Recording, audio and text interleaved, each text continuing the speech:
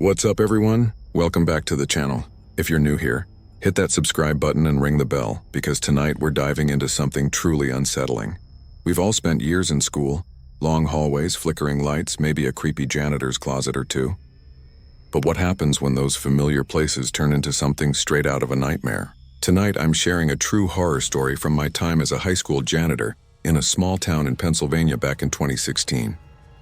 This isn't some ghost story passed around the locker room. This happened to me and it's haunted me ever since. I was 25, working the night shift to pay off student loans, thinking it'd be an easy gig. Clean some classrooms, lock up, go home. But what I encountered in that school was anything but normal. So grab a snack, dim the lights, and let's get into this disturbing true school horror story. What's up everyone? Welcome back to the channel.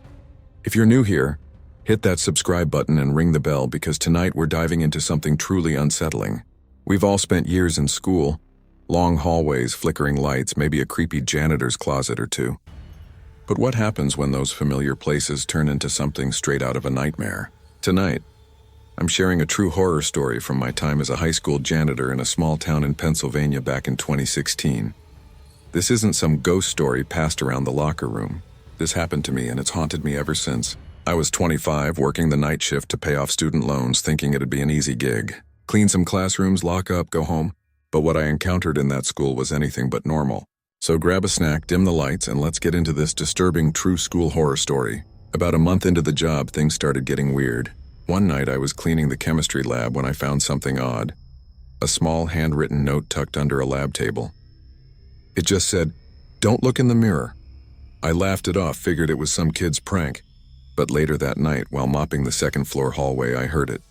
A soft, rhythmic scratching like nails on glass. It was coming from the girls' bathroom. I called out, "Anyone in there?" No response. I pushed the door open and the scratching stopped. The bathroom was empty, but one of the mirrors had fresh scratches across it, like someone had clawed at it. My heart was racing, but I told myself it was vandalism. I reported it to my boss the next day and he brushed it off, saying kids sneak in sometimes. But I knew no one could have gotten in. The school was locked tight. That's when I started dreading my shifts. The scratching wasn't a one-time thing. A week later, I was in the West Wing locking up the library when I heard it again, this time from the auditorium. It was louder, more frantic, like something was trapped. I grabbed my flashlight and headed in, my boots echoing on the hardwood stage. The auditorium was huge, with rows of empty seats stretching into darkness. The scratching was coming from backstage behind the heavy velvet curtains. I called out, but no one answered. When I pulled the curtain aside, I saw it. A shadowy figure, tall and thin, standing in the corner. It wasn't moving, just standing there, head tilted like it was listening. I shined my light on it and it was gone. Just a pile of old props. My hands were shaking so bad I dropped my flashlight. That's when I heard a whisper, clear as day, say, "You shouldn't be here." I wasn't the only one working nights. There was an older custodian, Miss Evelyn, who'd been at the school for decades. She was tough, no nonsense, but kind. I told her about the figure and the whispers. She got quiet, then said, "You need to be careful, Matt. This school's got history." She told me about a student from the 80s, a girl named Sarah who went missing after a late drama rehearsal. They never found her, but rumors spread that she'd been sneaking into the school at night, obsessed with some old mirror in the drama room. Evelyn said kids used to dare each other to look into it, claiming they'd see Sarah's face. She warned me to stay away from the auditorium and the bathrooms. "Some things don't like being seen," she said. I laughed it off, but her eyes told me she wasn't joking. I couldn't stop thinking about Evelyn's story, but I kept working. I had to. One night I was cleaning the drama room when I found it, an old ornate mirror propped against the wall, half covered with a tarp. It looked out of place, like it didn't belong. I remembered Evelyn's warning, but I couldn't help myself. I pulled the tarp off and looked into it. At first it was just my reflection, tired and pale. Then it changed. My face started to blur and something else appeared, a girl's face, pale with dark, hollow eyes staring right at me. I stumbled back, knocking over a chair. The mirror didn't break, but the room felt colder, heavier. My radio crackled and a voice, not static, said, "You saw her." I ran out, heart pounding, and swore I'd never go back to that room. The next night, things went from bad to worse. I was locking up when every exit door I tried was jammed. The lights started flickering and the air turned freezing. I ran to the janitor's closet to grab my keys, but the door slammed shut behind me. I was trapped.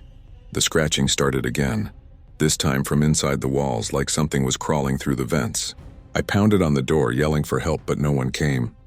Then I heard it, a girl's voice, soft and sing-song, saying, "You looked. Now you stay."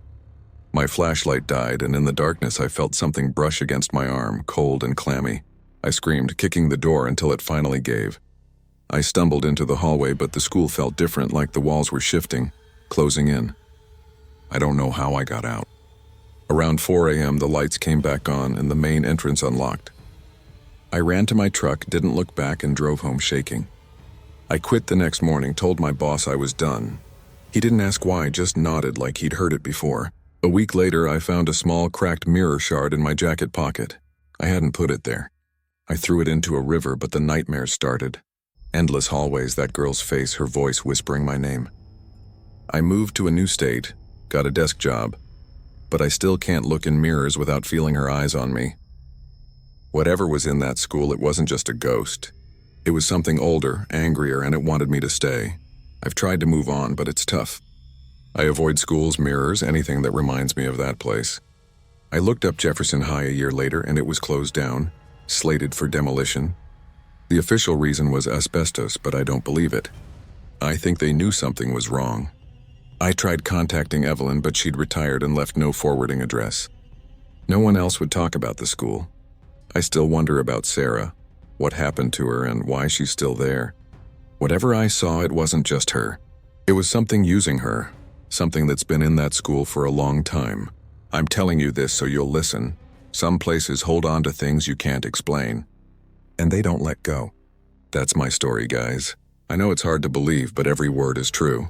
I still check my doors at night, and I never look in mirrors after dark. If you've got a creepy school story, something that happened to you or someone you know, share it in the comments.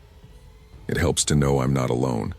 If you like this video, smash that like button, share it with your friends, and subscribe for more true horror stories. I've got more to tell, and trust me, they're just as chilling. Next time you're in an old school, maybe skip the mirrors. You don't know who's looking back. Stay spooky, stay safe, and I'll see you in the next one.